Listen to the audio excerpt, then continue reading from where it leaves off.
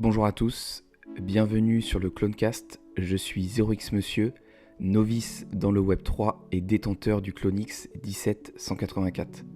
Ce podcast a pour but d'échanger avec des acteurs de cet écosystème, bien évidemment d'autres Clonix du studio Artefact, mais pas que. Cette émission n'est en aucun cas un conseil en investissement, faites toujours vos propres recherches dans cet environnement volatile. On se retrouve de l'autre côté pour ce nouvel épisode. Bienvenue à tous sur ce nouveau podcast et aujourd'hui j'ai la chance, l'honneur d'avoir un autre monsieur, c'est Monsieur Rabbit qui a accepté mon invitation. Comment ça va? Salut monsieur, merci à toi. C'est moi qui ai la chance et l'honneur d'être reçu dans ton émission. Merci beaucoup. Bon bah très ravi de t'avoir sur le podcast, parce que c'est vrai que je suis tes contenus depuis plusieurs semaines, même plutôt plusieurs mois maintenant. Donc tu as notamment une chaîne YouTube sur une revue d'actualité quotidienne sur les NFT. Exactement, ouais. Et tu fais très bien de la suivre, hein. C'est du très très bon contenu. Non, je plaisante, je plaisante. Non, mais merci, c'est très gentil en tout cas. Ouais, je suis principalement sur YouTube. Hmm, Après, c'est vrai que de nos jours, c'est bien aussi d'un peu de s'exporter. Donc, mon truc principal, c'est YouTube. C'est effectivement des vidéos daily. Mais voilà, je fais aussi des live Twitch pour soit jouer avec des gens, enfin, jouer à des jeux vidéo avec des gens, jeux blockchain ok, évidemment, soit juste ouais. parler, soit faire des AMA avec différents projets. Je suis aussi très présent sur Twitter et aussi pas mal sur Discord où tu sais, j'ai ma propre commu. Et donc, Hmm. on bulle ensemble, on fait des activités des fois, des choses comme ça. Donc voilà, je suis un petit peu pluridisciplinaire, mais YouTube, c'est quand même la veine dominante de mon activité aujourd'hui. Ouais, bon, c'est vrai que c'est presque la plateforme que je préfère, je pense. Déjà à la base, et qui plus est dans le Web3, je suis pas un grand fan de Twitter et je trouve que Discord a vite ses limites aussi. C'est bien pour échanger, mais quand on est trop nombreux, c'est vite un chantier, je trouve, les channels Discord. Ouais, bah pour moi, Discord, c'est essentiel. D'ailleurs, quand je Mm, fais les actus YouTube, j'ai une centaine de Discord, parce que j'ai toujours pas Discord Premium, Discord Nitro. Mais du coup, voilà, j'ai plein de Discord et je trouve que c'est quand même souvent là que sur les projets, tu as les infos en amont, voire les mm, rumeurs aussi. Et c'est souvent by the rumor, sell the news. Donc je pense que c'est un canal vraiment à privilégier. Mais une fois qu'on sait dans quel projet on veut aller, sinon pour dire de manière générale, c'est trop vaste, c'est trop du n'importe quoi. On tombe sur plein de groupes un petit peu chelous, donc c'est compliqué. Et mm. Twitter, par contre, pour moi, c'est le réseau privilégié parce que c'est du direct, c'est connecté à tout le monde. Enfin, maintenant, on devrait dire X plutôt que Twitter.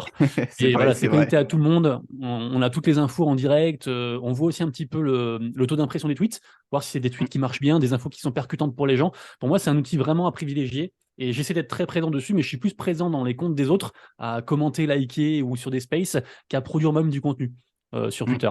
Ouais. Mais c'est Bah, vrai que c'est vrai YouTube, que c'est cool, hein, parce que moi, je l'écoute souvent en podcast, en fait, en gros. Je mets YouTube en fond, j'ai tout le temps une vidéo quand je travaille, et je trouve, et quand vraiment tu veux te poser, si le montage et la vidéo bien faite, c'est trop bien, donc j'adore YouTube. bon, Voilà. bah comme ça on Ouais, est comme deux. ça, ouais, ok. Je rebondis sur ce que tu me dis, hein. Yes, carrément. Bah écoute, de toute façon, la création de contenu, on va y venir juste après parce que c'est ton métier, si je dis pas de bêtises. Si j'ai fait mes petites Yes, recherches, c'est bien ça. Et c'est bien renseigné. la première question que je voulais te poser, bah, c'était un petit peu de te présenter et savoir bah, comment tu étais rentré dans l'écosystème Web3. Est-ce que c'était par un projet crypto, par un play to earn, par une collection NFT? Ouais. Et bah donc, Monsieur Rabbit, 36 ans, malheureusement. Même si c'est resté jeune dans ma tête. Mais en tout cas, voilà, j'aurais bien aimé connaître tout ça, tous ces trucs d'investissement bien plus jeune. Mais bon, en tout cas, voilà, on a l'âge qu'on a. Donc, Monsieur Rabbit, Dorian, mon prénom. Et ça fait effectivement là plus de 2 ans que je suis full-time sur la création de contenu, donc principalement YouTube, même si j'ai commencé à la base en tant que gamer sur Twitch. Et en gros, mon parcours a été un petit peu, j'allais dire, chaotique. Je suis un peu intéressé partout, j'ai touché à plein de trucs. J'ai été libraire, je fais des études scientifiques, des études de lettres, enfin, je fais plein de trucs, plein de métiers différents. Dernièrement, j'étais policier. Et en fait, sur mes années de police en police nationale, je me suis intéressé à l'investissement, en commençant par les actions. Et après, petit à petit, en fait, je suis arrivé dans la crypto parce que plus de rendement, c'est plus, voilà, c'est plus appétissant, entre guillemets, même si bien sûr, il y a plus de risques aussi. Et Donc les vu que j'étais actions, aussi. c'était sur des entreprises, du coup, c'est ça? Ouais, ouais, ouais. Ouais, Ouais. ok.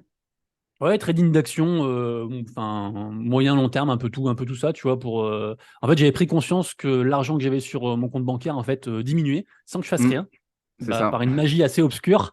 Et du coup, je me suis dit, bah voilà, où est-ce que je peux trouver je sais pas, ne serait-ce qu'un truc tu sais, neutre, où juste je ne perds rien. Et du coup, j'étais parti sur un truc de base en mode, voilà, le CAC 40, si l'histoire se répète, au moins tu es tranquille. Et puis tu commences comme ça, puis après tu dis, ah, mais en fait, quand même, taper dans des nouvelles entreprises, des trucs un petit peu récents, ça peut être sympa. Et de plus en plus comme ça, en fait, en allant de plus en plus profondément, bah, j'ai pris plus de risques, j'ai investi plus, et jusqu'à arriver dans les cryptos. Et Ok. comme je disais, en fait, j'ai fait policier 5 ans.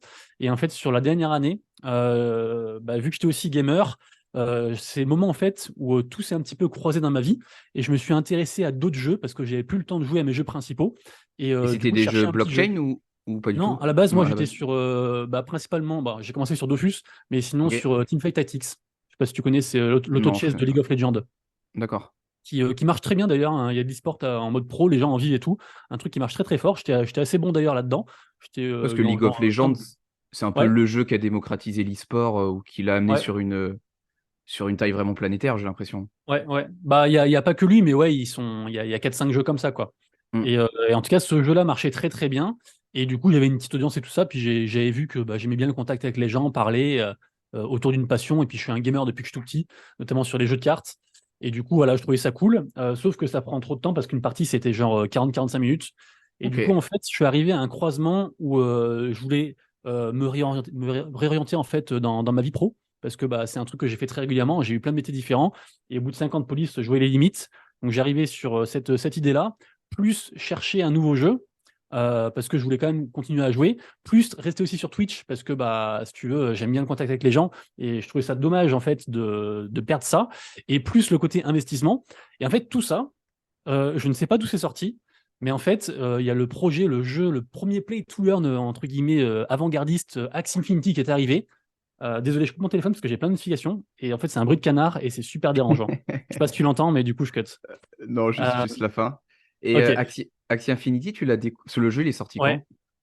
quand? Il est sorti en 2017, si je dis pas de bêtises. Ah ouais, donc c'est assez Là, vieux en normalement, il fait fait. ses 5 ans, ouais. Ouais, c'est assez vieux, ouais. Enfin, 2007 ou 2018, un truc comme ça.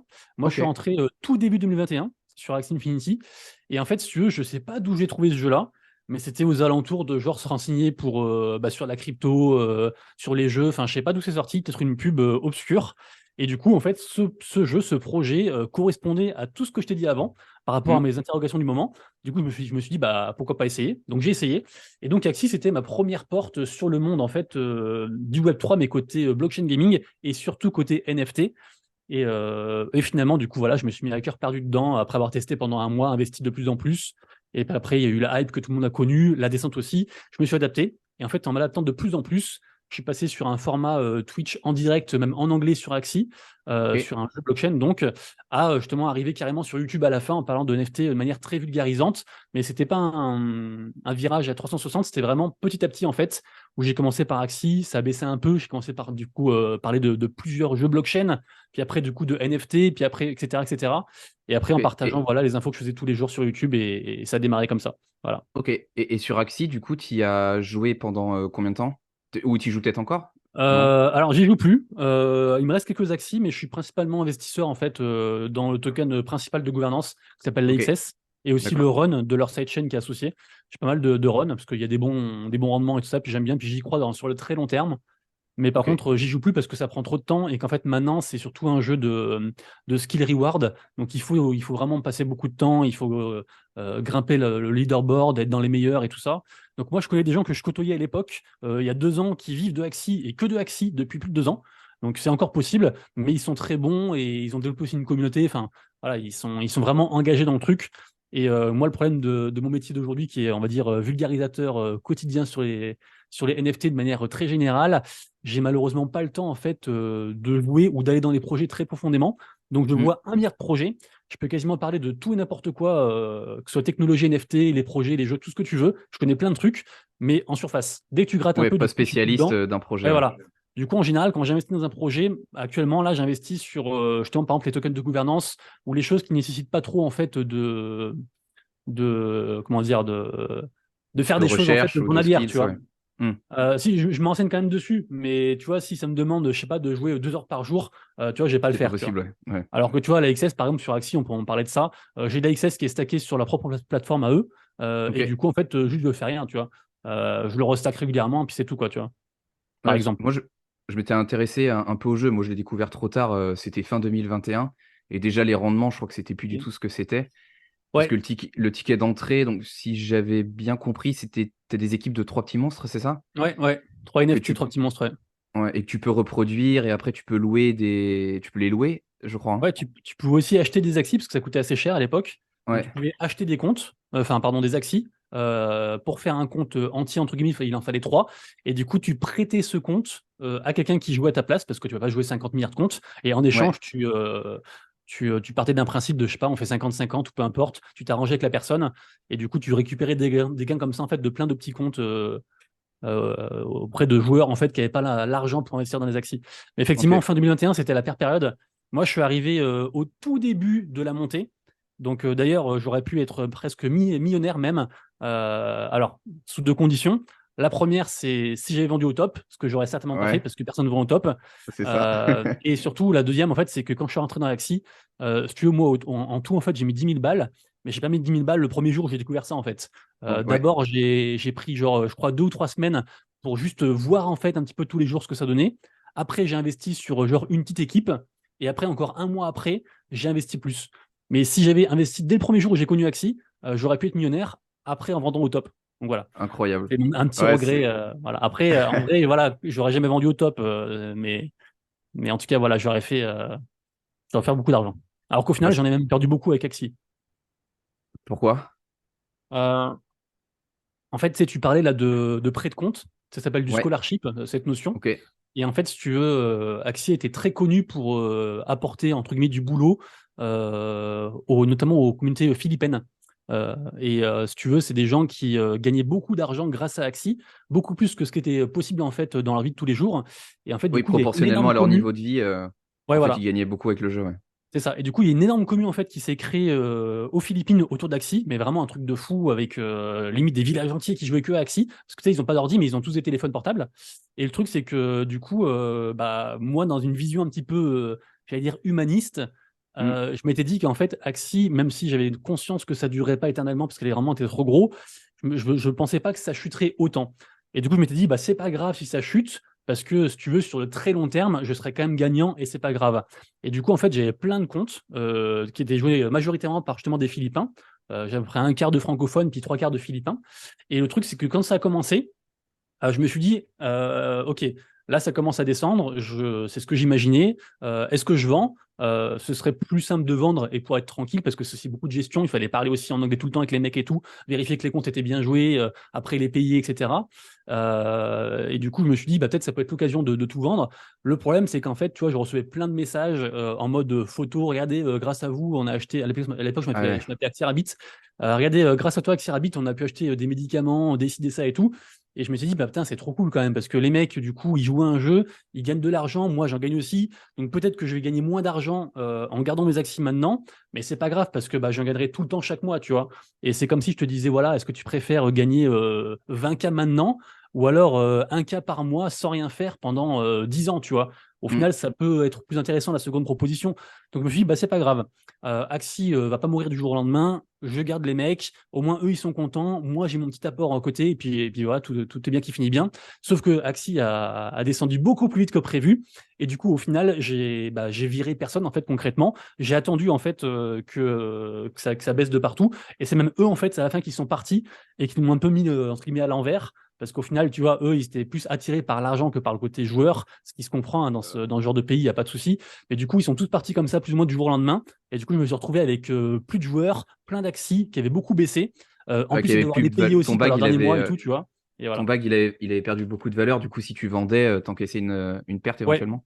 Bah du coup, non, j'ai quand même gagné de l'argent avec Axie, mais Ouais. j'aurais pu en gagner beaucoup plus en étant juste froid avec mes investissements, sans parler du côté humain, et puis Ouais, si tu avais partir vendu quand tes ça équipes. commençait à vendre, quoi. Quand ça commençait à descendre, ouais. Ouais. Ok, ouais, si tu avais vendu, en fait, à partir du moment où ça descendait, si tu les avais pas gardés, tu aurais Ouais. perdu moins d'argent, en fait. Ouais, c'est ça. Ouais, Ok, parce qu'en fait, ça a commencé à descendre, mais c'est pas descendu genre du jour au lendemain. Ça a pris beaucoup de temps, donc on l'a tous vu venir plus ou moins. C'est Hmm. juste que je pensais pas que ça descendrait aussi bas et que tout le monde partirait en fait, surtout. Parce que tu vois, je me suis dit, voilà, c'est pas grave si les mecs ils jouent tout le temps, bah tu vois, t'as quand même un petit truc chaque mois, tu vois. Et du coup, je me suis retrouvé genre limite du jour au lendemain avec genre 300 axis et plus personne qui joue. et du coup devoir tous les vendre parce qu'ils servaient à rien. Et du coup, moi-même, du coup, j'ai contribué aussi à faire baisser le floor price parce que j'avais mes actions à vendre qui servaient Ah plus à ouais, puis rien, tu vois. t'undercut. Et ouais, voilà. Et du coup, voilà. Donc tout ça a fait qu'au final, j'ai perdu beaucoup d'argent. Mais quand je dis perdu beaucoup d'argent, c'est sur de l'argent que j'avais gagné grâce à Axie. Tu Oui, c'est vois. un manque à gagner, quoi. Ouais, ouais, bah du coup, ouais, c'était un gros manque à Ok. gagner. Ouais. Ouais, ouais. Ah, c'est vrai qu'il y a pas mal, bon, je connais pas trop Là, et on puis parle j'y de ai pas genre joué. 40K, un truc comme ça, hein, pour te faire une Ouais, idée. donc, ouais, donc C'est ouais, c'est des grosses sommes, surtout quand moi, je viens d'un milieu très pauvre. Du coup, tu hmm. sais, j'avais pas trop la conscience en fait de ce que c'était. Et du coup, c'est comme ça. Après, on a tous des regrets, hein. Puis c'est un peu comme on dit, tu vois, il faut un cycle aussi pour apprendre. Et je ferai moins d'erreurs au prochain cycle, j'espère. Bah, d'où Voilà. c'est un début du podcast pour préparer un petit peu aussi le bull run si bull run il y a à partir de l'année prochaine. Et c'est vrai que j'ai pas forcément joué Axie, donc je connais pas toutes les mécaniques, mais j'ai l'impression qu'il y a quand même énormément de similarités à Stephen, jeu C'est la auquel même je joue token aussi. économique. C'était Ouais, même le avec un mec de token Stephen avait dit utilitaire que. et Ouais, un token de gouvernance. Ouais. ouais. Bah, de toute façon, je crois que c'était à l'époque, c'était, je crois, le numéro 2 de Stephen qui avait dit que c'était en gros plus ou moins pompé sur la token économie en fait de Axie. Parce qu'à l'époque, Ok. ça marchait en fait, si tu veux. Le gros souci, le gros enjeu, c'est surtout en fait d'apporter de l'utilité au token. Et ce qu'ils ont tenté de faire, mais le problème, c'est que quand tu es précurseur, bah, en fait, tu peux pas tout prévoir. Et eux-mêmes, en fait, ont trop grossi. Et finalement, même sans parler d'utilité, si tu prends n'importe quel projet crypto, même le meilleur du monde, si le truc explose du jour au lendemain, mais beaucoup trop, en fait, c'est anti, je sais pas comment dire, mais c'est contre-productif. Parce que du coup, s'il est trop overvalue, en fait, il va forcément s'écrouler. Et en fait, ça peut menacer le projet. Alors que si le projet était juste monté tranquillement, peut-être qu'il aurait pu perdurer très longtemps, tu vois. Et là, en fait, Ouais, ils ont comme été un si. petit peu victimes de leur succès. Et il y avait des gens, voilà, on a vu des fois des images de fermes de téléphone, des gens qui investissaient des millions en fait dans des actions et tout ça. Et en fait, c'était trop, tu vois. Et du coup, le Ouais, côté utilitaire, en fait, pouvait pas rattraper en fait cette grosse hype qu'il y a eu. Alors que maintenant, Axie, c'est beaucoup plus, hein. Franchement, Axie, hmm. là, c'est trop bien. Mais par contre, voilà, comme je disais tout à l'heure, il faut s'y intéresser et tout ça. Mais là, c'est beaucoup plus Axie. D'ailleurs, aussi un petit peu comme Stephen, hein, avec leur prochain jeu, pas mal de choses. Ils commencent aussi à s'assassiniser. Ils sont toujours là, les mecs. Et Ouais. beaucoup de gens crachent sur Axie et sur Stephen parce qu'il y a un peu ce spectre du Ponzi qui plane au-dessus, même si moi, j'ai passé mon temps à dire que c'était pas des Ponzi. Mais en tout cas, voilà, beaucoup de gens crachent dessus. En attendant, les mecs, ils auraient pu partir des milliers de fois avec plein d'argent. Et ils sont toujours là, ils buildent toujours, ils proposent des choses. Là, il y a la grosse actu avec Stephen sur leur prochain jeu. Il y a aussi Hmm. la grosse actu là avec un partenariat avec Ronin et donc Axie Infinity sur aussi d'autres jeux qui arrivent sur leur sidechain. Enfin, il se passe encore des choses. Ils sont toujours là, les mecs. Et du coup, pour moi, c'est deux acteurs que j'aime beaucoup. Voilà. Ouais, mais c'est vrai que ouais, il y a beaucoup de similitudes et ouais, bon, Ouais. Stephen pourrait être impliqué dans le projet et moi je vais marcher tous les jours donc je connais bien le jeu. Mais Ouais. c'est vrai que bah, il y a eu en fait, il y a les Chinois qui ont été bannis l'année dernière et comme enfin, ils représentaient une grosse communauté, ça a tout drainé aussi vers le bas et bon, Ouais. ça a été le FUD complet. Je pensais même que le jeu allait aller à la cave. J'ai dit bon, autant aller à zéro plutôt que de vendre, d'encaisser mes pertes. Mais au final, ça fait quasiment un an maintenant, peut-être un petit peu moins que le jeu est stabilisé à voir ce qui se passe à l'avenir, mais comme tu le dis, ils continuent de construire des choses et bon, j'ai foi en le projet en tout cas. L'avenir nous le dira, mais c'est sûr que ça build toujours, alors qu'ils auraient pu partir avec la caisse fermée, comme beaucoup de collections, comme beaucoup de projets, et c'est pas le cas. Donc, C'est ça, on va voir ouais. ce qui Bah là, s'ensuit. Ouais. faut pas oublier qu'on est toujours en bear market et donc Mm. bah, les trois quarts des projets perdent de l'argent à l'heure actuelle, hein. On a vu l'autre fois encore avec les chiffres de Binance qui sont tombés. Là, toutes les grosses boîtes qui sont là depuis le début du bear market ont perdu de l'argent en fait. Et c'est normal parce que c'est cyclique et on s'y attend. Mais du coup, ce qui est cool, c'est de voir que les mecs, malgré ça, ils sont toujours là.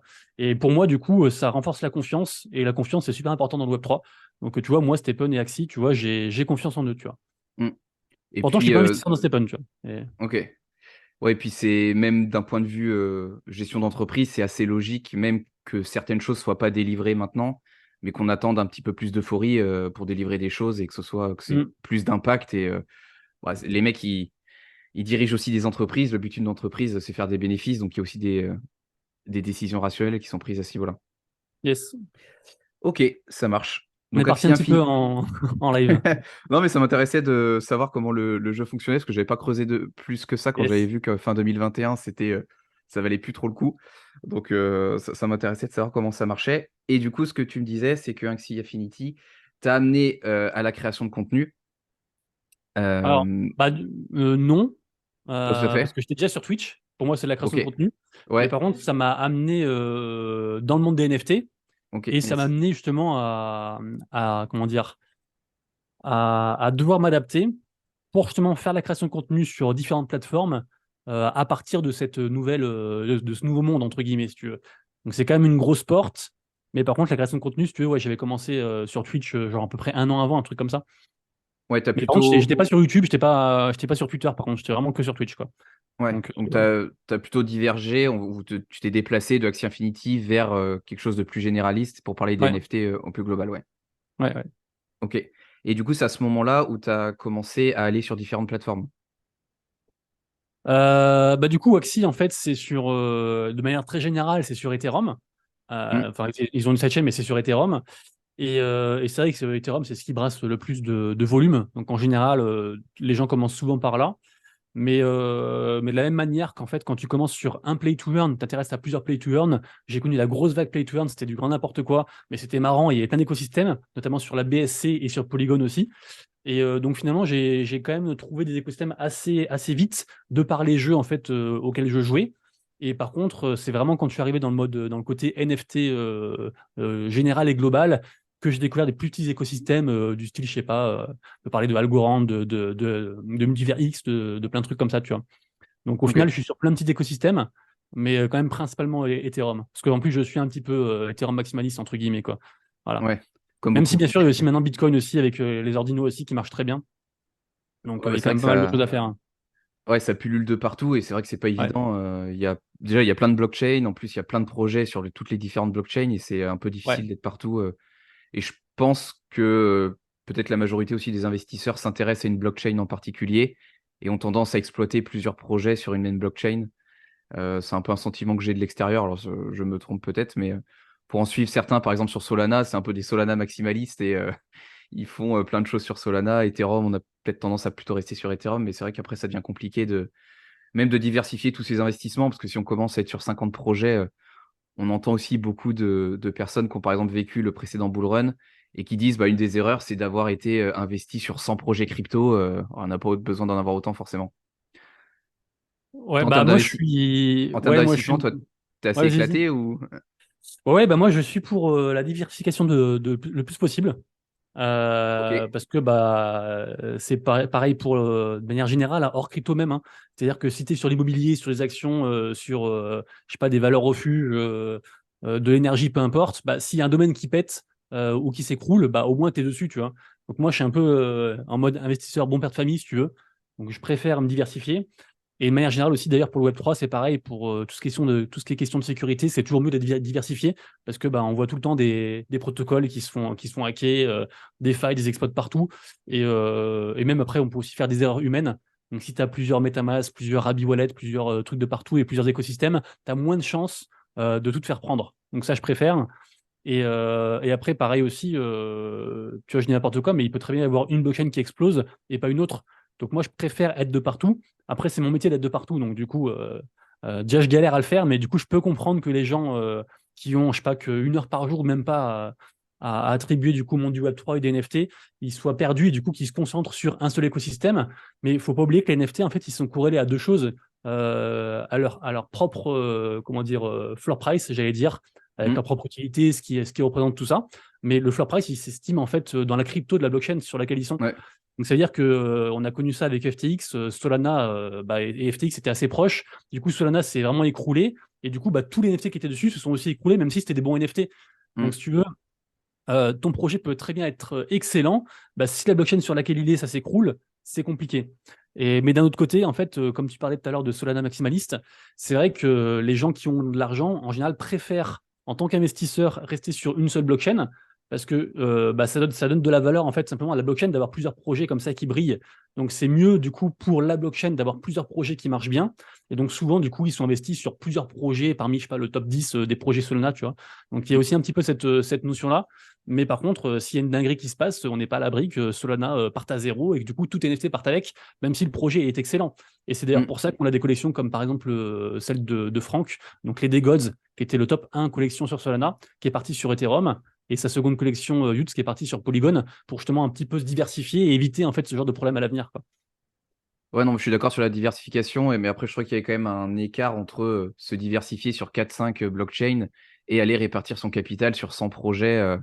Donc, je sais pas Ah si oui. toi aujourd'hui, à quel point tu es diversifié, mais ça va dépendre aussi de son capital parce que aller mettre peut-être 10 euros par-ci par-là, ça vaut peut-être pas le coup. Il faut peut-être y aller à coups de centaines d'euros sur moins de projets, par exemple. Après, ça dépend du capital de chacun. Ouais, alors moi je suis partisan de peu importe ton capital, tu peux investir. Et c'est ce que j'aurais aimé qu'on me dise quand j'avais genre 20 piges, tu vois. Ouais, Mais, je suis d'accord aussi. Ouais. du coup, voilà, moi je suis arrivé là, personne ne m'a éduqué financièrement et du coup, bah, je fais mes propres armes. Mais c'est vrai que notamment sur la crypto, moi je fais du DCA sur la crypto et tu vois, j'ai peut-être une quarantaine de cryptos, un truc comme ça. Et il Ah, n'y a donc pas c'est forcément ok. beaucoup dessus, mais tu vois, même 1 euro, 2 euros, ça peut suffire. Après, c'est toujours ça de prix, entre guillemets, tu vois. Donc, du coup, voilà, moi, je me diversifie beaucoup. Après, c'est sûr que le problème des... Enfin, le problème, c'est pas un problème, mais les NFT peuvent être plus compliqués à analyser qu'une crypto parce que bah, tu mets souvent beaucoup plus d'affect derrière parce qu'il est censé avoir... bah, déjà, tu vois ton NFT, tu vois une image, donc déjà, tu mets de l'affect. Tu vois, les gens Hmm. mettent leur image de profil NFT sur Twitter et du coup, ils s'identifient à leur projet, tu vois. Et donc, du coup, ils sont souvent dans l'investissement, quand tu mets tes sentiments, bah, c'est plus compliqué. Et c'est vrai qu'il y a cette notion qui est très présente ou dans les NFT. Et bah, du coup, c'est compliqué de s'investir sur 200 projets parce qu'en fait, il faut pouvoir voir qui est la team derrière, qu'est-ce que propose le projet, comment réagit la commu. Enfin, tu vois, il y a un petit peu ce sentiment d'appartenance qui a moins, en fait, je trouve, sur des cryptos, tu vois. Tu peux être sur une crypto, juste acheter une crypto et puis, en fait, tu t'en fous, tu vois, tu laisses tourner, tu vois. Là, les NFT, en fait, quand tu es dans une collection, en général, tu t'investis plus émotionnellement et au niveau du temps. Et du coup, comme tu dis, c'est compliqué d'être dans 500 projets, tu vois. Hmm. Mais moi, au niveau NFT, tu vois, je suis dans plus d'une cinquantaine de projets, tu vois. Ok. Donc, Et des trucs que tu comptes garder ou faire de l'achat-revente alors, ou alors quelle moi, est je ta suis vision là-dessus? pas. Bah, en fait, moi, je suis pas un trader. Alors, en fait, moi, il y a deux choses. Déjà, je compte pas spécialement être riche avec les NFT. J'essaie de me positionner sur des projets NFT que j'aime bien et qui pourraient être potentiellement des prochains blue chip sur le prochain bull run. Mais en vrai, j'en sais rien du tout, tu vois. C'est juste des projets que j'aime bien. Et du Hmm. coup, j'achète le projet et je suis OK qu'ils partent à zéro. Parce qu'en gros, je me dis que l'argent que je mets dans les NFT, comme dans tout investissement, de toute façon, tu vas me dire, mais je suis moins sur les cryptos, si ça part à zéro, je serais un peu deg, notamment aussi parce que j'ai du stablecoin et que pour moi, c'est pas censé partir à zéro. En tout cas, Hmm. voilà, si demain tous mes NFT partent à zéro, je pourrais survivre. Ça me ferait vraiment chier, je perdrais beaucoup d'argent. Mais je me dis que c'est OK si tu veux. Et du coup, de la même manière, je me dis pas que je vais devenir riche dessus, mais peut-être c'est possible, on ne sait pas. Notamment, j'ai pas mal de NFT chez Animoca Brands, qui est un des plus gros fonds hongkongais, un des plus gros pardon, fonds Web3, qui est un fonds hongkongais qui est très proche du gouvernement, tout ce qui est, tout ce qui est au Japon, etc. Et qui pourrait être porteur en fait du prochain bull run asiatique, comme beaucoup le pensent. Donc voilà, si par exemple ce truc-là s'avère vrai et que ça explose, peut-être que je serais riche juste avec cette collection-ci, si tu veux. Mais si mes collections en fait augmentent et n'explosent pas, c'est pas très grave. Moi, je mise plus sur en fait la création de contenu autour de cette technologie NFT qui m'intéresse Ok. pour comment dire ramener plus de monde en fait dans ce monde du Web3 parce qu'il y a trop d'infos comme on le disait. Et donc mon boulot à moi que je me suis autoproclamé, c'est de les simplifier, de les résumer en fait pour tout le monde, pour que les gens se disent voilà tiens, Monsieur Rabbit il a parlé d'une news, ça a l'air intéressant, bah vas-y je suis pas dans les NFT mais je vais quand même faire un wallet pour aller dedans parce que ça a l'air cool, tu vois. Et moi, c'est ça mon but, et je compte gagner ma vie en fait grâce à ça, et que mes réseaux explosent grâce à ça, et que je puisse bien gagner ma vie grâce à ça. Et à côté, j'investis dans les cryptos, et je compte plus sur les cryptos en tant que tels pour, comment dire, assurer un avenir, entre guillemets. C'est un petit peu ces deux choses-là. Je sais pas si tu vois ce que je veux dire. Ouais, en gros, t'as un peu trois niveaux. T'as ton Ouais, travail aujourd'hui de création de contenu ouais. que tu souhaites développer et qui va s'identifier peut-être à plus une activité professionnelle, peut-être stable et qui te permettra de développer tes revenus. En deuxième, une croyance en certaines blockchains, crypto-monnaies, peut-être une vision long terme, mais on va dire que les NFT, c'est un peu la cerise sur le gâteau. Si ça pète, tant mieux. Si ça va à zéro, bon, c'est quand même pénible parce que c'est de l'argent. Mais on va dire que c'est vraiment la cerise sur le gâteau et tu comptes pas dessus faire un x18 ou un x50 sur une Ouais. collection. Bah, en fait, le truc, c'est que les NFT, c'est malgré ce que beaucoup de gens pensent, c'est pas que de la spéculation. Hmm. Alors que la crypto, à mon sens, c'est forcément au moins de la spéculation. Parce qu'une crypto a forcément une valeur, alors qu'un NFT n'a pas forcément une valeur. Tu as des NFT qui sont même pas transférables, par exemple, tu vois. Tu as des NFT qui sont gratuits, qui servent juste à jouer à un jeu, qui servent juste à se connecter à un truc sans filer tes identifiants. Enfin, en fait, le NFT, c'est vraiment une technologie, et moi, Hmm. c'est cette technologie qui m'intéresse. Alors, bien sûr, elle a la notion de propriété derrière elle, et du coup, tout ce qui est, du coup, comment dire, tout ce qui appartient à quelqu'un, du coup, peut être rétrocédé contre quelque chose. Donc, il peut y avoir une valeur, si c'est pas un seul bon token, hein, évidemment. Mais du coup, ce que je veux dire, c'est que l'aspect technologique du NFT, c'est ce qui m'intéresse. Et du coup, je sais pas comment dire, mais je mise pas sur une explosion des NFT. Je sais que les NFT, ce sera, dans ma vision, ce sera partie intégrante de l'avenir et qu'on en verra partout dans les jeux vidéo, dans plein de trucs. Moi, j'en suis persuadé, mais ça veut pas dire pour autant que les NFT en mode image de profil tel qu'on les connaît maintenant vont tous exploser et vont partir sur des prix stratosphériques, tu vois. Alors que par exemple, les cryptos, qui sont directement corrélés pour moi à une valeur, elles ont plus de chances en fait de performer sur le long terme. Surtout que, comme je disais, les NFT, ils sont déjà corrélés en plus à une crypto. Donc, c'est comme si je te disais, par exemple, j'ai un NFT sur Ethereum et du coup, j'ai pas de crypto j'ai pas d'ETH. En fait, si, j'ai des ETH qui sont liés à ce NFT, tu vois. Ouais, je comprends. Du Ouais. coup, je me dis, autant du coup avoir aussi de l'Ethereum, parce que je crois du coup en cette blockchain inconsciemment. Je reste sur mes collections NFT parce que je crois en la technologie. Peut-être ça peut m'apporter aussi du retour sur investissement par rapport à des choses qui vont délivrer dans le futur, si tu veux. Mais c'est avant tout la crypto. Et cette crypto est spéculative par elle-même. Mm. Du coup, je différencie un peu les différentes strates, si tu veux. Ouais, je Mais comprends. voilà. Après, moi, je pense que les NFT, enfin, que beaucoup de NFT vont augmenter. Mais c'est souvent, même dans les altcoins, dans les cryptos, c'est assez rare qu'une crypto, comment dire, redépasse son ATH d'un cycle à l'autre, tu vois. Du Ouais. coup, ça se trouve, en fait, les NFT qu'on a connus, en fait, ils ont peut-être augmenté, mais ça fera peut-être pas x10 comme on a connu avant, tu vois, ou même x100 sur certains trucs, tu vois. Ouais, ce serait des nouvelles collections plutôt qui auraient presque peut-être plus de potentiel à l'arrivée d'un nouveau cycle. Ouais, c'est un peu ce que dit aussi, je me range un peu à l'avis de Vitaly Buterin, le cofondateur de TH, qui dit qu'en fait, les prochaines utilités, en fait, d'ailleurs, Asher le dit aussi ça, les prochaines utilités des NFT, en fait, ne sont pas encore inventées, si tu veux. Et du Mm. coup, moi, tout cet aspect m'intéresse. Il est plus ou moins lié à la spéculation, comme on disait, même si je pense que ça va augmenter de manière très générale, je mise pas sur ça pour me dire, voilà, t'achètes un Bored Ape ou je sais pas trop quoi, puis après, c'est bon, je suis riche jusqu'à la fin de mes temps, tu vois. J'attends les airdrops et Ouais, je vais au voilà. soleil, quoi. Donc non, je suis plus en mode les NC, c'est mon métier, je kiffe ça, je me positionne sur des collections que j'aime bien, qui peuvent exploser, mais j'en suis pas sûr. Mais au moins, il y aura un aspect utilitaire. Et à côté de ça, du coup, je bosse à fond pour mes réseaux, pour dispenser un petit peu la parole NFTique, entre guillemets, et Mm. investir aussi sur les cryptos parce que je trouve ça plus intéressant pour la retraite, pour tout ça, en fait, plus tard, tu vois. Ok. Et Voilà. je vois que dans ton décor, derrière toi, il y a un board ape. Ouais. C'est un objectif en soi d'en avoir un? Ouais, c'est un objectif, ouais. Ouais. Ouais, De toute façon, en fait, il faut des objectifs dans la vie, hein. Moi, j'ai c'est des ça. objectifs journaliers, j'en ai mensuels, j'en ai annuels et j'en ai d'une vie. Ce NFT, en l'occurrence, c'est un NFT qui a été peint par un viewer qui m'a offert ça. Et donc, j'ai demandé l'autorisation, évidemment, au propriétaire, au vrai propriétaire, si je pouvais l'afficher, parce que je rappelle que les Bored Ape, en fait, les gens, ils ont leur droit, en fait, d'image lié à leur NFT. Et les NFT comme ça qui sont dorés sur les Bored Ape, c'est parmi les plus chers. Donc, il faut vraiment être très, très riche pour acheter ça. Mais ouais, c'est un objectif. Et d'ailleurs, j'avais dit fin d'année dernière, j'avais même fait d'ailleurs un giveaway que j'ai pas encore ouvert parce que je sais pas qui est gagnant. Mais en gros, j'ai dit que le jour où je pouvais m'acheter un Bored Ape, et donc que je l'achetais, j'offrirais 10 000 balles à un viewer, à un gars de la commu. Donc j'ai déjà enregistré les gens qui vont participer à ce giveaway-là. Et donc le jour où j'achète un Bored Ape, j'offrirai 10 000 balles. Mais il est évident que le jour où j'achète un Bored Ape, en fait, c'est que je suis vraiment blindé. Et du coup, ça me fera plaisir de redonner aussi à la commu, quoi. Sauf si la collection va à zéro et ça peut. Ouais, alors ça, du coup, tout est possible dans le Web3. Après, le Ouais. truc, c'est que les board apes, ça symbolise quand même malgré tout toute cette vague en fait NFT. Donc, de mon point de vue, si les NFT board ape vont à zéro, limite, j'ai plus de taf dans un avenir proche en fait, si tu veux. Parce que du coup, Mm. tout le reste irait à zéro potentiellement. Yuga Labs, c'est vraiment ceux qui gèrent les board apes, c'est vraiment le mastodonte qui brasse des millions, qui sont potes avec tout le monde. Vraiment, si ça va à zéro, c'est que le marché c'est pire que compliqué là. Donc tout est Ouais, possible, puis bien sûr, hein, mais ça arriverait, pour moi, de mon point de vue, ça arriverait tous les NFT qu'on connaît à l'heure actuelle à zéro. Mais vraiment.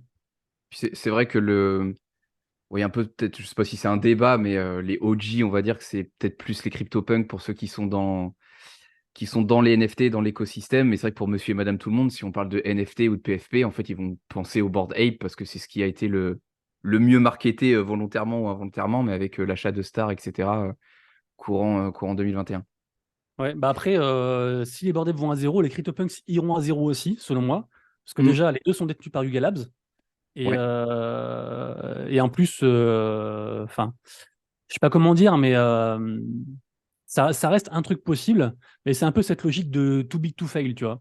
Un peu comme si Binance tombe maintenant, les cryptos risquent de prendre un sacré coup, tu vois. Là, Ouais, c'est un ou peu pareil. Apple ou Coca-Cola, si on Voilà, prend les donc actions. c'est ça. Donc c'est toujours pareil, hein, c'est toujours tout est possible, mais si ça tombe vraiment, moi mon portefeuille NFT il part à zéro et j'en suis persuadé quoi. Hmm. Je peux me tromper, Ok. hein, mais et il y aura une nouvelle vague après de NFT qui ressurgira, hein, peut-être une vague NFT utilitaire qui n'auront rien à voir avec la NFT PFP qu'on connaît actuellement, je sais pas. Bon, on fera le point Ouais. sur un épisode numéro 2 peut-être dans un an, Yes, pour yes. faire le bilan. Donc moi, ce qui m'intéressait aussi, et c'est pour ça, enfin, c'est une des motivations que j'ai eu à t'avoir sur le podcast, c'est aussi le côté aujourd'hui de ton métier, de la création de contenu autour des NFT. Parce que Mhm. bah, pour ceux qui n'ont jamais créé de contenu, on peut difficilement se rendre compte du travail que c'est.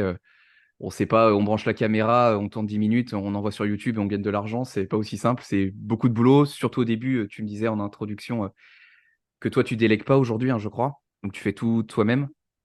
Alors, déjà, il y a deux choses dans ce que tu dis. Déjà, si j'avais su le boulot que c'était, j'aurais jamais fait ça, déjà. Parce Parce que qu'effectivement, c'est beaucoup de boulot, hmm, la création de contenu. Et c'est d'ailleurs aussi pour ça qu'il y a beaucoup de gens qui se lancent, qui se sont lancés comme ça au pif et qui ont cartonné après, mais du coup, ils ont pu évoluer. Mais c'est vrai qu'en fait, comme tu dis, je délègue pas, donc je fais tout seul. Et du coup, en fait, ça implique de connaître un milliard de taf. Alors, en vrai, par exemple, j'ai fait une collection NFT pour récompenser les gens qui veulent me soutenir. Et par exemple, c'est un designer de la commu qui l'a fait. Donc, tu vois, dans un sens, c'est quand même un peu délégué. Il y a hmm, aussi des gens de la commu qui m'ont aidé pour des fois brainstormer sur des choses liées à cette collection NFT, principalement. Donc, il y a quand même une espèce d'équipe, Monsieur Rabbit, on va dire, notamment qui modère un petit peu le Discord. Mais c'est même pas 2% de tout ce que je fais, tu vois. Parce qu'au final, je réponds comme à tout le monde dans tous les DM. Je modère aussi le Discord, voilà. Mais sur un truc ponctuel, comme par exemple la création d'NFT, il m'avait beaucoup aidé parce que bah, je suis pas graphiste. Et donc, même hmm. si je sais un petit peu tout faire, souvent je sais un petit peu tout faire mal. Et du coup, bah, c'est un peu le propre de l'entrepreneur, hein, finalement, hein. Tu gères un petit peu tout, mais dès que ça dépasse un peu ton cadre de compétences, bah, tu dois recruter, tu dois appeler quelqu'un. Mais du coup, toi, dans ma journée de tous les jours, en fait, bah, je fais tout seul, quoi. C'est moi qui contacte les gens, les partenaires, qui crée les vidéos, les miniatures, qui fait le référencement SEO, qui dit les projets, qui analyse le marché, et qui fait tout, quoi. Ouais, parce que c'est vrai qu'on s'en rend pas compte, mais presque tourner finalement, bah, pour créer un peu de contenu aussi sur Internet, tourner, c'est presque le plus rapide. Et en fait, c'est tout ce qu'il y a autour qui est Mm. super long. Créer la miniature, bah, faire le SEO comme tu l'as dit, trouver un titre qui va bien, faire la promo du contenu après sur les réseaux sociaux. Moi, je trouve que le tournage, c'est presque le plus simple. Et à la limite, même préparer la vidéo si besoin. Alors, toi, tu fais de la revue d'actualité, donc tu me disais que tu n'écrivais pas forcément de script, mais ça t'oblige quand même à aller chercher les news, à ouvrir tous tes onglets pour les présenter aussi lors du tournage. Donc, c'est quand même un petit peu de travail en amont. Ça se fait pas en claquant des doigts. Faut au moins y passer plusieurs dizaines de minutes et peut-être 1 ou 2 heures. Ouais, bah, en fait, même je passe 6 heures en général, tous les jours, juste pour la vidéo, pour te dire. Donc, Ouais, ok, bah, ça ouais. m'étonne pas. Sachant que c'est. Alors, toi, tu disais c'est simple d'enregistrer. Alors, je pense que pour la plupart des gens, c'est le cas, c'est vrai. Mais moi, le problème, c'est que j'ai un problème en fait d'élocution. Et du coup, bah, ça se traduit par le fait que je parle vite, que je respire peu et que j'articule mal. Et du coup, enregistrer une vidéo, ça me prend 1000 ans. Mais vraiment, ça me prend rien que l'enregistrement en fait sur une vidéo qui dure au final, on va dire 15-20 minutes tous les jours, ça me prend entre 1 heure et 1 heure et demie, rien que l'enregistrement. Donc après, il y a aussi le Ok, montage. Et ouais, donc tu viens que t'es évidemment, derrière. ouais, du coup, je fais plein de cuts pour faire un truc. D'ailleurs, souvent, je parle de beaucoup plus de news que ce qui reste à la fin. Parce que bah, moi, tout m'intéresse, mais des fois, j'ai du mal à me dire qu'en fait, un truc qui m'intéresse n'intéresse pas forcément les gens. Et dans un monde un petit peu de l'instantanéité, c'est vrai qu'une vidéo qui fait plus de 20 minutes, elle est beaucoup moins vue. Et je sais que je gagnerai beaucoup plus de vues et de renommée à faire des vidéos de genre 10 minutes avec genre juste 4 sujets un petit peu soit polémiques, soit putaclic, tu vois. Et moi, ma veine, c'est plus de me dire, j'en dis pas trop sur les sujets mais j'en dis beaucoup plus pour inciter les gens en fait à s'auto-éduquer, à prendre les liens qui sont dans les descriptions, à se renseigner sur le projet en mode bah, effectivement là Monsieur Rabbit il a parlé d'un truc qui me semble intéressant mais j'ai pas assez d'infos pour savoir si je veux acheter ou pas ou me renseigner ou pas donc je vais faire mes recherches et tout ça. Moi je suis plus dans ce mood là. Et du coup, je parle de plein d'infos comme ça tous les jours. Et le problème d'être dans plein d'infos, c'est que j'ai pas juste à ouvrir, je sais pas, n'importe quel média et reprendre 4 news qui sont tape à l'œil. Du coup, j'ouvre en fait peut-être, je sais pas, je crois que c'est entre 150 et 200 news par jour que je lis tout le temps. Donc du coup, c'est du jour le jour, hein. Donc en gros, je me lève le matin, bon, j'ai une morning routine, après je bosse, et du coup, quand je bosse, en fait, en gros, bah, je digue, je check entre 150 et 200 news, j'en garde une partie, après je record avec ces Mm. parties que j'ai gardées, après du coup, je cut, je fais le montage, et après du coup, bah, j'exporte sur YouTube, je fais les mots-clés, les machins, la miniature, tout ça, et après je diffuse sur les différents réseaux. Après, je fais une petite analyse aussi en général en fin de journée, voir si ça a marché ou non, si je dois changer des mots-clés, peut-être changer la miniature, voir un peu comment ça se passe. Mais ça, c'est que la partie création de contenu. Après, il faut aussi pouvoir se rémunérer. Par exemple, moi, les vues Ouais. YouTube, en gros, ça fait de l'argent, mais cet argent, je le reverse intégralement au holder de NFT. Donc, du coup, je compte pas dessus pour vivre. Du coup, je vis Mm. principalement des partenariats. Du coup, il faut aussi rechercher les partenariats, les sponsoring, tout ça, faire les calls, répondre aussi à tout le monde en DM. Je fais aussi du consulting à côté aussi pour tout ce qui est Web3 de manière générale et NFT. Ça prend aussi du temps. Enfin, il y a plein de trucs. Après, il y a la partie aussi administrative avec bah, tout ce qui est URSAF, déclaration, machin, suivi des wallets, crypto, des trucs. Moi aussi, j'investis, donc il faut aussi suivre ces investissements. Il faut aussi minter les projets que tu veux minter, se renseigner sur les projets que tu aimes toi, initiative de ta commune, proposer des choses. Enfin, il y a un milliard de trucs. Donc c'est super Ouais. intéressant, mais c'est du travail H24. Hein. Je pense que je suis à bien 15 heures par jour, 6 jours sur 7, tous les jours sauf le dimanche. Parce que je suis catho, donc je garde le dimanche pour ma famille, C'est ma femme et sacré, Dieu. ouais. Mm. Voilà. Mais du coup, ouais, c'est beaucoup, beaucoup de boulot. Mais le but, c'est de cravacher comme un chien pour être prêt pour le bull run. Voilà, c'est ça mon but. Donc, ouais. Et puis Et sur. après, déléguer. Et pour revenir juste sur la partie revenu, ouais, ça m'intéresse, on y viendra juste Hum. après, mais pour conclure en plus sur la création de contenu, Ouais. euh, toi en plus, la difficulté que tu as dans ton format, c'est qu'en plus, c'est de la news quotidienne Mhm. et tu as aussi la pression du temps de la vidéo qui doit sortir à telle heure. Si tu as un problème technique, j'imagine que tu dois commencer à transpirer et ça doit arriver. Donc ça, il y a Ouais, ce côté-là à ça arrive. gérer Ouais. qui est pas évident pour l'avoir vécu à très petite échelle parce que je fais pas autant de contenu et je suis pas aussi proactif. Mais bah, tu as t'as cette notion de temps et tu peux pas prendre d'avance parce que du coup, tu peux pas faire les vidéos. Par exemple, tu peux pas te poser pendant 3 jours et préparer 20 vidéos. En fait, c'est du C'est quotidien. ça. Ouais, d'ailleurs, là pour le coup, tu vois, là il est 4h50 et j'ai pas encore sorti la vidéo. Alors tout est prêt, j'ai plus qu'à lire, enfin qu'à monter et tout ça, tu vois, qu'à enregistrer. Mais ouais, en général, dans l'idéal, moi ce que je visais c'était que la vidéo soit prête genre entre midi et deux pour la pause des gens. Et comme ça, ils ont Mm. la journée pour avoir les vidéos toutes fraîches. Je parle aussi de projets qui sortent aujourd'hui, tu vois, donc ça peut être intéressant. Mais à chaque fois, en fait, il y a tout le temps des problèmes, il y a tout le temps un impondérable, ou alors il y a une nouvelle news qui sort. Du coup, ça me prend du temps pour la digue, voir si vraiment elle a un impact. Et du coup, au final, à chaque fois, elles sortent, on va dire, vers 15-16 heures, des fois plus tard. Et plus ça sort tard, plus je dois les faire courtes. Sinon, les gens les voient moins.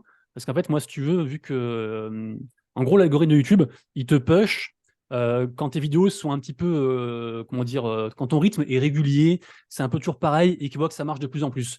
Si Mm. jamais je me mets à publier genre 3 vidéos du jour au lendemain, l'algorithme YouTube en fait va me tuer. Alors que pourtant, les gens peuvent quand même les regarder si tu veux. En fait, ils aiment bien un petit peu la régularité. Et le truc, c'est que si je sors une vidéo qui fait une demi-heure le soir à 20h et que la suivante sort du coup le lendemain à midi et qu'elle dure 10 minutes, en fait, du coup, les vues se grappillent entre elles. Et en plus, l'algorithme YouTube, du coup, aime pas ça. Donc en fait, il faut Ouais, que je fasse tout pour sortir à peu près le même format, tout le temps, à la même à la heure, même tous les heure. Ouais. jours. Mm. Mais comme tu le disais, il y a tout le temps un souci, il y a tout le temps un truc. Ou alors, ça peut être, je sais pas, un partenariat qui part en couille et du coup, il faut refaire un call parce qu'il y a un truc qui va pas. Ou alors, il y a une com qu'il faut rechanger, un truc. Enfin, il y a un milliard de raisons qui font qu'à chaque fois, c'est repoussé. Sachant on l'a pas dit, mais moi, j'ai la chance d'être marié. Du coup, j'ai aussi une vie de famille. Et donc, j'ai beau passer 15 heures par jour sur mon PC à faire des trucs pour ma boîte, pour la création de contenu, bah, des fois, tu as des impondérables aussi, tu vois. Ouais, Donc tout en à ce fait. moment, Ouais. j'ai pas mal d'impondérables et du coup, je dois m'absenter pas mal de chez moi et tout ça. Et du coup, c'est parfois compliqué de tout gérer. Donc voilà, dans l'absolu, il faudra que ça sorte à midi. Mais dans la pratique, la création de contenu, C'est comme tu dis, c'est une remise en question tout le temps, c'est s'adapter tout le temps. Alors moi, j'adore ça, j'adore m'adapter, mais tu as quand même cette pression-là, tu vois, de se dire, ouais, il faut que ça sorte. Et tu vois, moi, des fois, je me rappelle de vidéos que j'ai faites où ça a pris 3 heures d'enregistrement parce que du coup, j'en peux plus. Mais tu sais, je continue parce que je veux absolument la sortir. Du coup, je bafouille encore plus, ça ah, devient c'est n'importe quoi et contre-productif. tout. Ouais. Ouais. Et du coup, tu as quand même cette pression-là. Donc, c'est chaud. Donc, il faut bien s'organiser. Et moi, je suis pas quelqu'un qui. Moi, je suis quelqu'un qui m'organise bien au niveau macro, mais au niveau micro, tu vois, tout n'est pas régulé, tu vois. Mm. En général, je fais plein de trucs en même temps. Je réponds à des gens pendant que je fais des vidéos. Je suis sur un stream. J'écoute un podcast. J'ai un autre stream ici. Enfin, tu vois. Ouais, c'est vite le En chantier. général, Ouais. je fais au moins 3 choses en même temps, quasiment tout le temps Ok. pour maximiser en fait mon temps d'apprentissage, apprendre des choses aussi, des nouvelles choses. Et puis aussi, ouais, bah, la journée fait que 24 heures, donc il faut pouvoir aussi enchaîner, tu vois. C'est Donc ça. voilà, en général, je reviens travailler le soir à partir de 22h, jusqu'à minuit, 1h du mat, 2h du mat, ça dépend, pour refaire des trucs derrière, voilà quoi. J'arrête Des pas. journées, Et c'est cool, hein. des journées bien remplies. Ouais, vaut mieux aimer Ouais. ce que tu fais parce que sinon, ce serait un peu lourd. Ouais. Ouais, Ça bah doit pas être c'est évident. oui, après c'est une passion, donc du coup Ouais. bah, quand c'est ta boîte, en fait, tu comptes pas les heures, tu vois. Et si vraiment ça foire ou que c'est plus une passion, peut-être que je changerai, peut-être que j'arrêterai. Mais tu vois, quand je reçois des messages, alors là c'est plus compliqué parce qu'on est en bear market. En plus, les NFT c'est une niche d'une niche, et en plus c'est l'été, donc du coup j'ai moins d'interaction avec les gens, les vidéos font moins de vues, et du coup ça c'est dur aussi pour un créateur de contenu de se dire on a l'impression qu'on recule, alors que c'est juste que c'est pas une période propice et qu'il y a plein de raisons qui expliquent. Mais du coup, c'est vrai que quand je vois des messages de gens qui me disent bah ouais, ça fait un an que je te suis, ou un petit merci, un petit truc comme ça, en fait, ça booste énormément. D'ailleurs, c'est aussi pour ça que moi, quand je regarde une vidéo YouTube, je laisse toujours un like et un commentaire parce que je sais le revers du truc. Ouais, c'est super important. Ouais. Mais voilà, ouais. Mais ça a beau être un métier passion, effectivement, c'est très prenant et ça prend le pas des fois aussi sur la vie privée. Mais je suis très content, et quand je vois justement les gens qui sont contents aussi, c'est ça qui te booste en tant que créateur de contenu. Mm. J'aurais pu choisir une autre voie et faire de l'argent différemment autour du monde du Web3 et des NFT. Peut-être même mieux gagner ma vie, vraiment. Notamment, j'ai reçu des propositions au tout début d'embauche, des trucs comme ça et tout, tu vois. Mais au final, j'ai préféré cette voie-là. Donc, Cette qui est peut-être un peu indépendance. compliqué, mais peut-être que ce sera encore même plus rewardant en fin de compte, tu vois, si la chaîne explose au bull market. Mais voilà, métier passion, Et- je regrette rien, je suis content, et merci aux gens d'être là. Bon, bah Voilà. tant mieux, super. Et pour revenir sur peut-être conclure les dernières minutes du podcast là-dessus, donc tu as évoqué rapidement la rémunération. Donc j'imagine Ouais, que du coup, tu as plusieurs sources de revenus. Donc tu disais qu'il y ouais. avait bon, les vues YouTube qui étaient, enfin l'argent de la monétisation YouTube qui était reversé aux membres de ta communauté, enfin, détenteurs de ton NFT. Hmm. Également, j'imagine peut-être un peu d'affiliation. Tu as évoqué aussi du consulting, des partenariats avec certains projets. Comment tu répartis un petit peu tes sources ou combien tu en as? J'en Comment ai ça beaucoup. s'articule, ouais. Déjà, moi j'ai eu la chance de me lancer dans cette aventure grâce à un bag, grâce à Axie en fait, parce que j'ai gagné Mm. d'argent grâce à Axie, même si je te dis que j'en ai perdu beaucoup, j'en ai quand même gagné, et c'est ce qui m'a permis en fait de me lancer en fait, j'allais dire à corps perdu dans cette aventure-ci. Donc du coup voilà, si quelqu'un écoute et veut se lancer là-dedans, ayez de quoi survivre un bon bout de temps, et comptez pas vivre de votre contenu tout de suite, parce que ça prend du temps. Et du coup ouais, j'ai pas mal de sources différentes. Comme tu disais, les vues YouTube, c'est environ, là, à l'heure actuelle, avec une vidéo par jour qui fait entre 500 et 700 vues, puisqu'on est en période un peu compliquée, ça rapporte environ 100 balles par mois. Donc, c'est pas ouf. Et en plus, de toute façon, c'est reversé au holder. Mais je me dis que si la chaîne explose et que ça fait 10 fois plus, bah, ce sera un cas donné au holder tous les mois. Donc, c'est cool, tu vois. Mais du coup, Mm. je compte pas dessus. Même pire que ça, je paye de l'impôt dessus, parce que je paye 22% avec l'URSSAF. Donc, déjà, il faut même le déduire, en fait, de mes revenus. Sinon, il y a Twitter, ça rapporte rien. Parce que même Ouais. s'ils ont fait une monétisation là dernièrement, il faut faire au moins 5 millions d'impressions par mois, ce qui n'est pas mon cas. Donc ça rapporte rien. Twitch, ça rapporte quasiment rien, parce que sur un sub qui coûte 4 dollars, en gros, un créateur de contenu après impôt et après prélèvement de Jeff Bezos, ça rapporte environ 1,50 $, un truc comme ça. Donc c'est quasiment rien. Puis en plus, je stream pas assez pour que ça rapporte vraiment. Encore une fois, à l'époque d'Axi, je streamais devant plus de 150 personnes et j'avais quasiment presque un SMIC entier rien qu'en sub. Donc sans parler des Purée. revenus d'Axi, tu vois, c'est pour te dire. Mais là, tu vois, si j'ai là sur Twitch, peut-être que j'ai 50, 70 dollars tous les 2 mois, tu vois.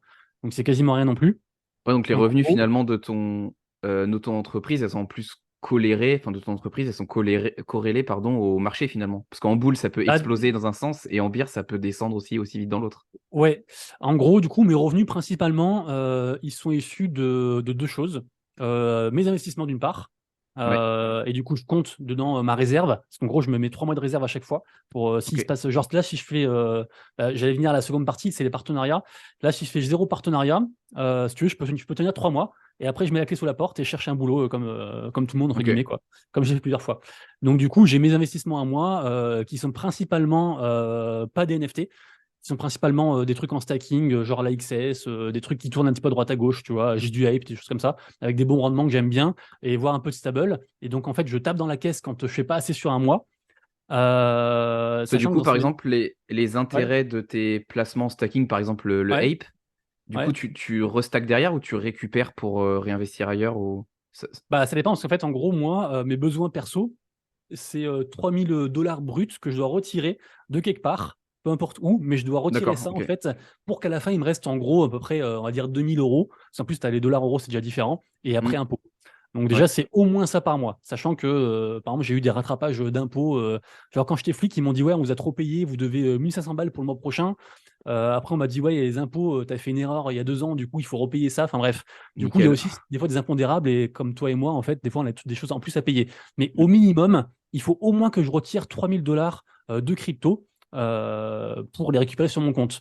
Donc après, moi, j'ai pas forcément la flat tax parce que, en gros, si tu veux, quand tu as un projet de paye par exemple en USDT, c'est donc indexé au dollar en fait. Du coup, tu n'as pas de plus-value là-dessus. Donc en fait, tu payes juste ta taxe à l'URSSAF des sociétés si tu veux, mais tu n'as pas Ok. en plus encore 30%. Par contre, si je te parle d'investissement, par exemple, Et du sur coup, tu factures ouais, le projet, t'émets quand ma même une facture facture pour normale, justifier? Ouais, ok. ouais, ouais, ouais. Ouais, de toute Ok. façon, je déclare tout, donc facture normale et tout. Puis après, je paye mes impôts derrière. Et après, je repaye derrière l'impôt sur le revenu. C'est la joie de la France, hein, on paye beaucoup Ouais. d'impôts. Et par contre, effectivement, si on parlait de Hype ou de AXS, si je retire du AXS, du coup, il faut que je regarde dans mes comptes pour voir en fait la plus-value que je retire et après payer par contre pour le coup la flat tax. Donc D'accord, ouais. j'ai ces deux côtés en fait. J'ai le côté pro et le côté investisseur perso. Parce que mon investissement perso, en fait, il n'est pas considéré en tant que pro. Mais dans tous les cas, comme je disais, il faut que je retire 3000 balles de tout ça, peu importe d'où ça sorte.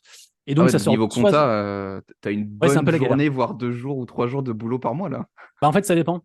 Ça dépend d'où je les retire. Ouais. En fait, l'idéal pour moi, c'est de vivre des partenariats et de laisser les investissements tourner. Même mieux, en fait, de carrément réinvestir encore parce que je crois en la technologie, au Mm. NFT, à la crypto, et du coup, j'essaie de réinvestir quand je peux. Mais du coup, l'idéal, c'est que voilà, sur un très bon mois où j'ai pas mal de partenariats, bah, si tu veux, ça peut même me rémunérer à 100%. C'est déjà arrivé hein, que je touche plus de 3000 balles dans un mois sur juste du partenariat, tu vois. Donc à Mm. ce moment-là, c'est trop bien. Mais sinon, bah, je tape dans mes investissements, en fait, c'est un petit peu dans la caisse pour sortir tout ça. Et du coup, voilà, ma source d'argent, en fait, elle vient principalement de ces deux trucs-là. Et le consulting que je fais, si tu veux, je demande alors 70 balles de manière générale, dollars en plus, ou alors 50 si les gens sont holders. Et si tu veux, en fait, je fais ça pas pour gagner ma vie, c'est juste pour. Il y a des gens, en fait, qui aiment bien, entre guillemets, être tenus par la main. Alors, c'est pas Ouais. ce que je fais, hein, c'est plus de l'accompagnement, c'est du consulting, c'est pas achète ci, achète ça, fais ci, fais ça. Mais il y a des gens qui aiment bien avoir un truc en plus.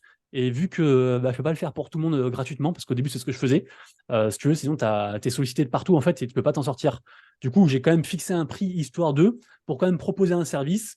Et je me limite, on va dire, à 2 max par jour pour faire ça. Et encore, je n'ai pas tout le temps. Et c'est Donc plutôt voilà, des je compte particuliers pas ça en. ou des professionnels, du Ça coup? dépend. Alors, au début, c'était surtout des pros. D'ailleurs, j'avais Ok. commencé à faire ça sur Axie, avec des groupes d'investisseurs et tout ça. Mais sinon, on va dire que c'est 2 tiers des particuliers, un tiers de pros. Mm. Après, quand je dis un Ok. tiers de pro, ça peut être des toutes jeunes boîtes en fait, qui veulent juste un retour d'un mec qui est dedans, et peut-être aussi le côté aussi créateur de contenu, comment on s'arrange aussi avec différentes boîtes, avec des influenceurs entre guillemets pour faire des choses. Enfin, tu vois, c'est voilà. Mais c'est vraiment juste mon point de vue. C'est pas, il y a pas de diplôme derrière, il y a rien, il y a pas de promesse. Et du coup, pareil aussi, l'argent que j'en retire, si tu veux, c'est du plus, mais je le compte pas vraiment parce que c'est pas, tu vois, ça fait peut-être, allez, on va dire peut-être 300 balles dans le mois, tu vois, brut. Du coup, c'est bien si tu veux, mais je compte pas là-dessus pour vivre, quoi. Parce que Oui, ça c'est paye pas trop les ric-rac, factures, quoi. ouais. Non, non. Mm. Je compte vraiment sur les partenariats et mes propres investissements. Et c'est déjà arrivé d'ailleurs que je dois faire du trading de NFT, parce que du coup, je suis meilleur là-dedans, pour arrondir une fin de mois ou pour vivre de ça, tu vois. Et c'est pas quelque chose que j'aime parce que j'aime pas justement euh, réduire le NFT, la technologie NFT, à juste de la spéculation, même si je sais que c'est possible, c'est pas un truc que j'aime faire, si tu veux. Et du coup, j'évite de le faire. Voilà. Tout à l'heure, quand je te disais, j'achète des projets, je suis pas un trader en fait de crypto ou de NFT. Je suis investisseur à long terme et d'ailleurs plus investisseur bombard de famille entre guillemets. Je fais pas des trucs trop digènes, même si ça m'arrive un petit peu.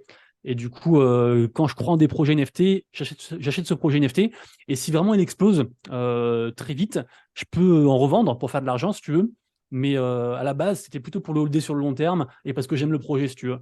Donc sur un coup d'opportunité, du coup, je peux faire quelque chose, mais c'est pas forcément ce que je recherche dans les médias.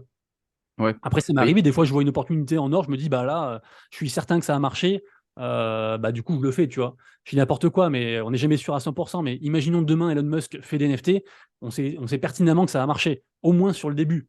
Après, peut-être ça marchera pas. Moi, c'est mon point de vue à moi, hein, c'est pas un conseil financier. Mais si Elon Musk fait un NFT demain, je l'achèterai parce que bah, je sais qu'il va exploser derrière, tu vois. Et du coup, c'est entre guillemets de l'argent facile, entre guillemets. Et en fait, ce genre d'opportunité, même si là j'ai schématisé, ça arrive de temps en temps, quand tu n'es pas trop pressé, ça peut arriver, genre, je sais pas, 2 fois dans le mois, tu vois, et tu peux saisir ça pour arrondir tes fins de mois et faire des trucs, tu vois. Voilà. Ouais, mais ça Désolé, je reste quand parle beaucoup, même, hein. ça reste quand même spéculatif et Bien c'est pas sûr. sûr. Donc c'est vrai que remettre ses gains à la fin du mois là-dessus, ça peut être aussi rajouter du stress, faire jouer ses émotions et peut-être faire des bêtises, parce qu'on le voit dans le. C'est notamment aussi pour ça que comment dire, les channels sur le Discord, faut faire attention, surtout quand on débute, parce que des fois, c'est souvent tout ou rien. C'est soit ça FOMO à fond, donc Fear of Missing Out, tout le monde veut y aller, ou soit ça FUD à fond dans l'autre sens et tout le monde veut se barrer. Et c'est vrai que c'est pas forcément évident de prendre du recul sur certains projets, surtout quand on débute.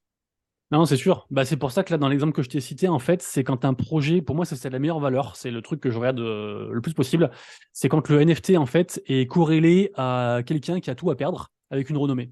Pour moi, c'est la meilleure garantie, parce que si cette personne, en fait, gagne très bien sa vie et que son projet marche sans le NFT, et que un problème, en fait, sur sa collection NFT peut entraîner d'autres soucis, en fait, sur sa vie perso, enfin, sur sa vie pro ou son train de vie d'avant, en fait, bah, du coup, pour moi, il a tout intérêt à faire en sorte que son projet marche. Et il ne peut pas non plus se calmer du jour au lendemain parce que sinon, ça va être entaché, tu vois, sa réputation. C'est pour ça que je prenais l'exemple de Elon Musk. Mais par exemple, moi, j'adore investir sur des collections qui sont des deuxièmes collections, une très grosse collection NFT qui marche très bien depuis des Mm. années. Et du coup, avec des holders qui sont là derrière et tout, et qui pushent le truc, tu vois. Parce que je me dis qu'en gros, si vraiment ils font trop de la merde, après, c'est pas tout en vrai, hein. Par exemple, on a l'exemple de Azuki là, qui a fait de la grosse merde, et du coup, qui a entraîné un petit peu aussi la première collection. Mais de manière générale, quand j'investis sur des secondes collections, ça se passe trois fois sur quatre, ça se passe très bien, quoi. Ok. Au moins sur un court terme. Après, c'est mon point, c'est ma vision à moi et mon expérience à moi, hein. Et comme tu dis, c'est pas vrai pour tout. Et il y a quand même d'autres choses aussi à Prendre en checker, hein. Il n'y compte, a ouais. pas que ça, mais ouais. Ok, Mais voilà. Mais ça marche. quand je fais du trading ou quoi, c'est ce genre de collection que je vise en gros, quoi. Tu vois. Ouais, qui sont déjà un peu plus solides et un peu moins degen, on va dire, Ouais, pour assurer un peu plus ses arrières. ouais, c'est ça, ouais. Ouais. Ok, ça roule. Écoute, on va arriver à la fin de l'épisode. La dernière question que je voulais te poser, c'est quelle était ta vision, on va dire, à court, moyen terme, donc à horizon 1 ou 2 ans, que ce soit même sur le marché ou sur ton activité. Notamment, tu as l'air de mettre quand même beaucoup d'espoir sur un éventuel nouveau bull run à build ta chaîne YouTube, tous tes autres Mhm. réseaux sociaux, en l'espoir que demain, ça pète et que tu puisses vivre encore mieux de ta création de contenu et de ton activité professionnelle. C'est Mhm. quoi ta vision un peu là-dessus? T'es assez serein sur un prochain bull run? Comment tu vois les choses? Alors moi, je suis partagé parce que Et déjà là, juste avant, ouais, t'as connu le précédent ou pas? non, Ou non, ouais, toi non plus, ouais. Moi, c'est pareil. non. Donc ouais, je suis partagé parce que, enfin, je l'ai connu de nom vite fait, tu vois, mais je l'ai pas connu vraiment Tu l'as connu, pas quoi. vécu, ouais. Non, je l'ai observé si tu veux, mais j'étais pas dedans vraiment, quoi. En fait, j'ai deux visions. Parce que déjà, j'ai un âge, j'ai 36 ans, comme je te disais, et en plus, je suis marié depuis peu et je compte avoir des enfants. Et je pense que quand tu as des gens qui reposent sur toi, ta vision aussi change. Alors que quand tu as 20 piges, tu te dis, c'est pas grave, vas-y, je me mets dedans et ça plante, si ça rate, c'est pas grave, tu vois. Et du coup, j'ai quand même un petit peu cette pression qui va s'installer de plus en plus. Et Hmm. donc, il faut quand même que je puisse aussi assurer un minimum, parce que c'est bien beau d'avoir une passion et de faire des choses, mais il faut quand même pouvoir délivrer derrière et assurer le truc. Donc, en gros, là, moi, j'ai même plus ou moins un accord tacite avec ma femme, où justement, là, je cravache comme un chien pour être plus tranquille pour le bull run, que j'espère, du coup, on va dire, arriver après, un peu après le halving, on va dire fin 2024, et notamment aussi avec j'espère, une grosse vague aussi au niveau NFT. Et je pense que, ça c'est mon avis perso, que le tout viendrait d'une grosse impulsion asiatique, notamment avec des hubs comme Hong Kong, qui bossent beaucoup, aussi un petit peu tout ce qui est Émirats aussi, mais il y a quand même beaucoup de gens, autres que l'Europe, qui taffent de fou sur les nouvelles technologies, sur les métavers, sur les NFT, sur la crypto, tout ça. Et du coup, pour moi, tout va un petit peu arriver en même temps. Et en même niveau gaming, qui a un moteur formidable en fait pour l'adoption de masse, parce qu'il y a plein de gens qui jouent. On voit des technologies nouvelles arriver comme les wallets invisibles ou quoi. Et en gros, il y a plein de gamers qui vont se mettre à jouer à des jeux NFT sans savoir que c'est des NFT. Et pour moi, en fait, tout ça, ça coïncide et c'est en train d'arriver pour justement ce fameux halving du bull run, Hmm. du Bitcoin. Et ça fait quand même beaucoup de narratifs qui me font croire du coup en cet aspect-là. Donc du coup, je crois à ça. Après, je suis un éternel optimiste, donc je crois et j'ai envie d'y croire. Et sûrement que j'ai un biais parce que je veux y croire, tu vois, donc je fais aussi tout pour que ça marche. Après, voilà, il faut quand même, comment dire, si j'étais persuadé que ça marcherait, que ça arriverait pas, en fait, je ferais pas ça, tu vois. Donc, il y a aussi un petit peu ce côté-là. Mais malgré tout, il y a quand même une petite part de moi qui me dit que si vraiment ça n'arrive pas, bah tant pis, hein. En gros, l'année prochaine, bah, je chercherai un autre taf. J'aurais perdu de l'argent, mais j'aurais pas regretté une éventuelle opportunité. Et comme je te disais tout à l'heure au début de la vidéo sur mon parcours, j'ai eu 3 ou 4 CDI différents. Du coup, bah en fait, je retrouverai un autre.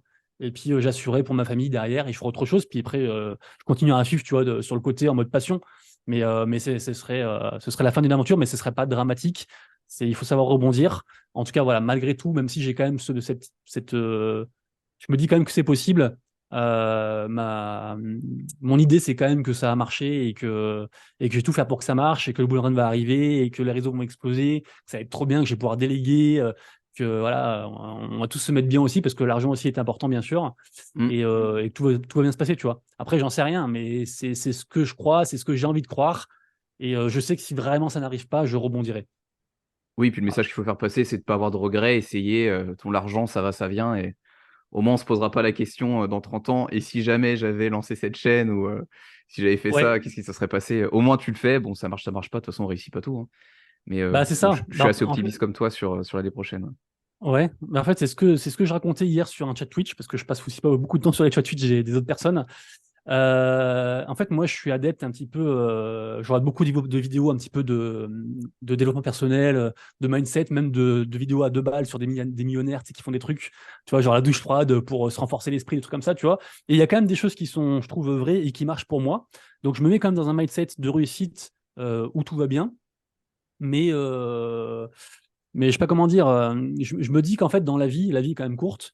Et moi, j'ai la chance que ma passion soit liée à un truc technologique qui peut être porteur et en plus qui peut aussi apporter de l'argent. Mm. Mais si ça se trouve, je suis pas là-dedans parce que juste pour l'argent ou juste pour l'opportunité, si j'aimais faire la cuisine, je ferais autre chose, tu vois. Moi, en fait, j'ai expliqué que ça porte un nom, je crois, au Japon, le shiniki ou un truc comme ça, je sais plus, bref.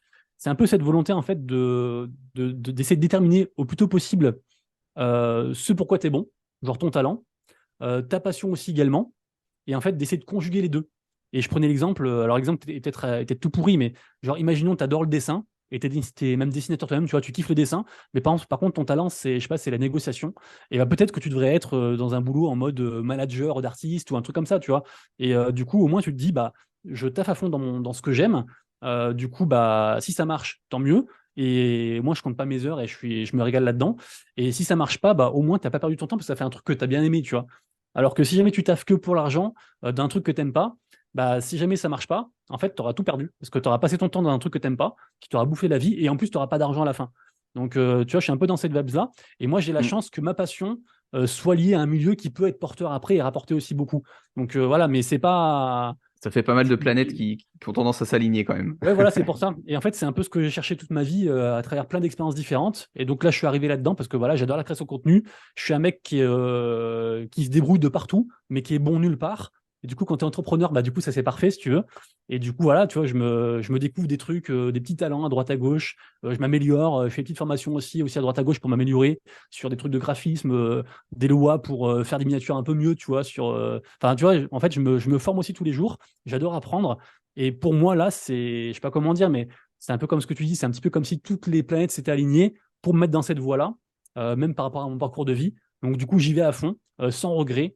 J'essaie d'être 1% meilleur tous les jours, avec ma direction en tête. J'ai mes objectifs. J'ai aussi un petit peu quand même, comme on disait tout à l'heure, le, je vais dire le coup près, l'épée de Damoclès, en me disant voilà, il y a un peu de pression quand même, et ça peut ne pas marcher, mais c'est pas grave, je ferai autre chose si tu veux. Mais voilà, je suis vraiment à fond dans cette direction-ci et je suis super heureux là-dedans et j'ai l'impression que c'est fait pour moi. Après, on verra, hein. Ouais, bah ça se ressent en tout Voilà. cas, donc c'est chouette d'avoir ton retour d'expérience, ton histoire, ta motivation, puis de prouver aussi qu'il n'y a pas grand-chose sans travail non plus. Je pense que t'en es la preuve. Ouais, ouais. Bah, déjà, quand tu sais que, bah, après, on va se perdre dans des trucs là, mais en gros, il faut, je sais pas, genre 4 ou 5 générations pour changer de classe sociale. Donc, en fait, c'est sûr que là, on est à l'heure un petit peu d'Internet. On se réapproprie nos wallets, notre argent, tout ça. On arrive aussi un petit peu à s'auto-éduquer. Donc, il y a peut-être plus de chances de s'en sortir. Mais, enfin, on va pas se mentir, il y a personne qui va arriver et qui va te donner un poste en or ou un truc ou de l'argent comme ça tomber du ciel. Donc, malgré tout, je pense que ouais, il faut se battre. Et même quand tu vois, je sais pas, le top 10 des fortunes, des plus grandes fortunes du monde, alors après, peut-être qu'ils ont fait des trucs aussi d'enfoirés derrière, si tu veux, mais ils ont quasiment tous en fait deux valeurs communes, c'est qu'ils croyaient en quelque chose, qu'ils ont donné les moyens de le faire en fait et qui t'a fait comme des chiens pour y Comme des arriver si monstres, tu ouais. veux. Mm. Donc voilà, après, il y a aussi des trucs très négatifs sur les gens les plus fortunés du monde. Mais c'est vrai que les notions de valeur et de mindset, de motivation, d'avoir un objectif et de tout faire pour y arriver, tu vois, c'est quand même des choses qui se retrouvent. Et je pense qu'on peut s'inspirer quand même de ça pour essayer aussi, nous, de se tirer vers le haut, tu vois. Et pas Complètement, rester dans une vie métro boulot dodo et puis passer un petit peu à côté, quoi. c'est ça. Et pour conclure du coup cet épisode, est-ce que tu aurais quelqu'un que tu aimerais voir dans le podcast ou quelqu'un recommandé? Alors moi, je sais pas si on peut dire des idoles, mais moi, il y a un mec que j'adore qui s'appelle CryptoFlash, je sais pas si tu connais, Du tout. qui fait d'ailleurs, j'allais dire qu'il fait comme moi, c'est plus moi qui fais comme lui. C'est un vulgarisateur, il fait des vidéos tous les jours, depuis des années. Il marche très bien d'ailleurs, hein, le mec il est beaucoup plus connu que moi, il a je crois peut-être 70 000 abonnés sur YouTube.